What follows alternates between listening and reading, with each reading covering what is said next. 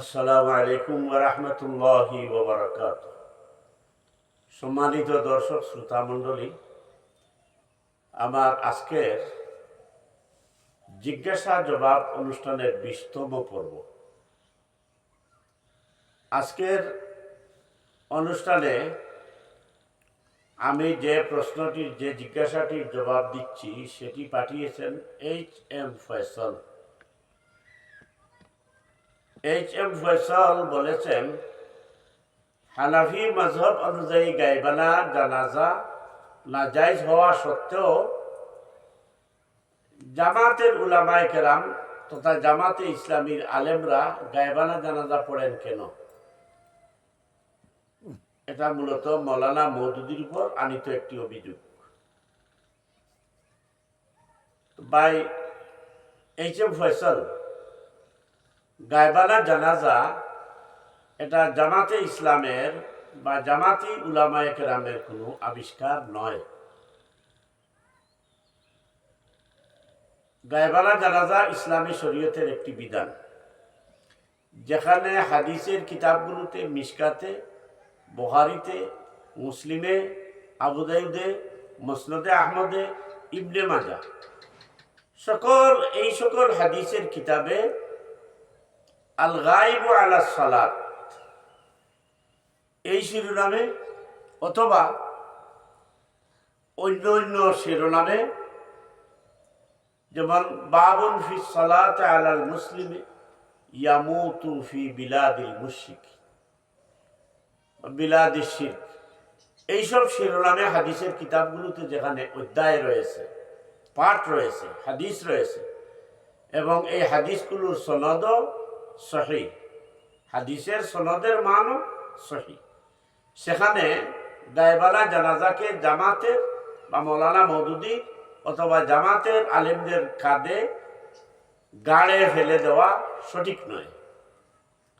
দ্বিতীয়ত, হানাফি মাযহাব অনুযায়ী গায়বানা জানাজা জায়েজ নয়, এই কথাটিও সঠিক নয়। কারণ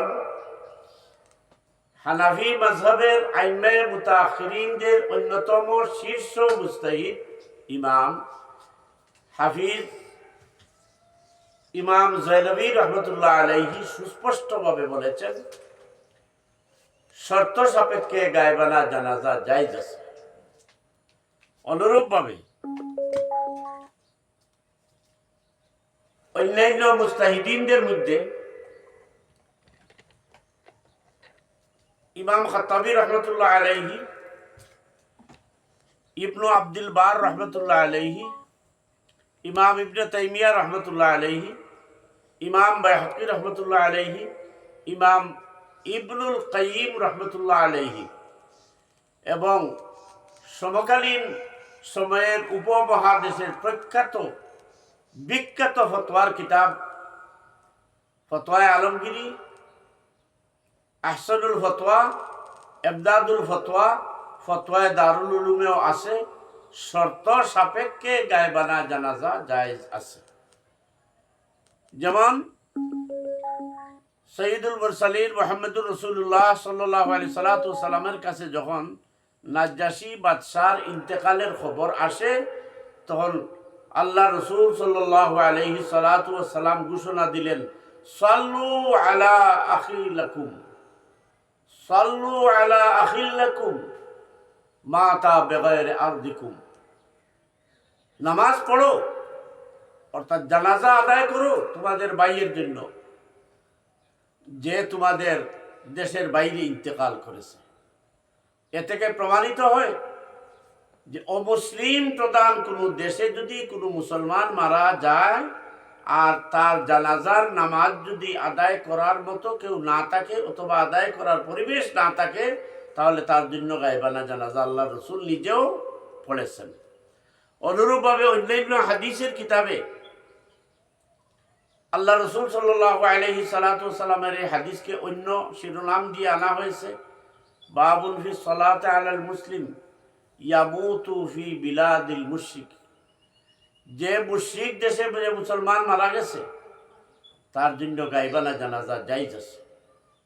এজন্য আইম্মায়ে মুতাখিরিন ঐক্যবত এটাই যে ডালাওভাবে গায়েবানা জানাজা পড়া জরুরি নয়, আর ডালাওভাবে পড়ার অনুমোদনও নয়, বরং শর্ত সাপেক্ষে গায়েবানা জানাজা পড়া জায়েজ আছে। যদি অমুসলিম প্রধান দেশে কোনো মুসলমান মারা যায়, তার জানাজা পড়ার কেউ না থাকে, অথবা এটা নিশ্চিত হওয়া যায় যে তার জানাজা হয়নি, অথবা মহাপ্লাবন দেখা দিয়েছে, লাশ ভাসিয়ে দেওয়া হয়েছে, তার জানাজা পড়ার মতো স্থান বা মানুষ নেই, এটা যদি নিশ্চিত হওয়া যায়, তার জন্য গাইবানা জানাজা আদায় করা যায়। অথবা বিশিষ্ট কোনো মানুষ যদি মারা যায় আর তার সুষ্ঠু পরিবেশে, সুন্দরতম পরিবেশে বৃহৎ জানাজা করা সম্ভব হয় নাই, এটা যদি নিশ্চিত হওয়া যায়, তাহলেও গায়েবানা জানাজা পড়া যায়, কিন্তু পড়াটা জরুরি নয়। এই জন্য ভাই এইচ.এম. ফয়সাল গায়েবানা জানাজাটাও মেহরবানি করে মৌলানা মওদুদির উপরে, জামাতে ইসলামীর উপরে, অথবা জামাতের মৌলানাদের আলিমদের উপরে গাড়ে ফেলে দেওয়ার চাইতে এটাকে শরীয়তের মাসআলা হিসাবে রাখা আমাদের জন্য জরুরি।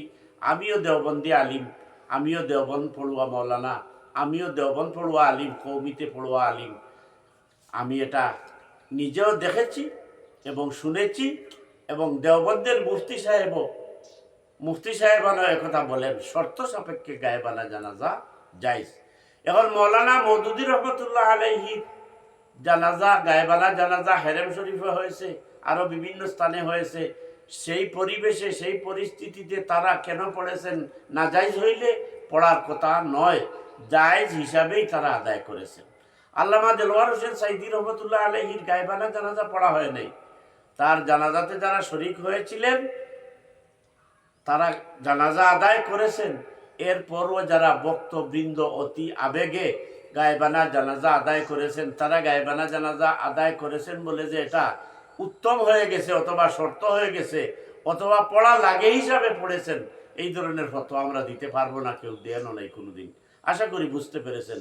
সুতরাং ফতোয়ার ইল্লত জেনে আগে অন্যদের ফতোয়া দিতে হয়, অন্যের উপরে অভিযোগ ইলজাম লাগাতে হয়, আগে ফতোয়ার ইল্লত বুঝে। গায়েবানা জানাজা এটা শরীয়তের বিধান, হাদিসে, সহিহ হাদিসে আছে, কিন্তু গায়েবানা জানাজা ডালাওভাবে পড়া জরুরি নয়, শর্ত সাপেক্ষে গায়েবানা জানাজা পড়া জায়েজ আছে। মৌলানা মওদুদির জানাজা গায়েবানা জানাজা, আল্লামা সাইদি রহমতুল্লাহ আলাইহির গায়েবানা জানাজা, অথচ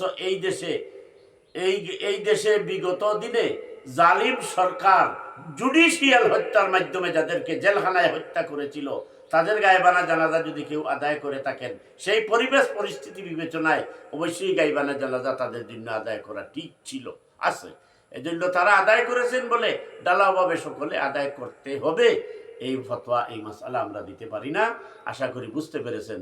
ওয়া আখিরু দাওয়ানা আনিল হামদুলিল্লাহি রাব্বিল আলামিন। আসসালামু আলাইকুম ওয়া রাহমাতুল্লাহি ওয়া বারাকাতুহু।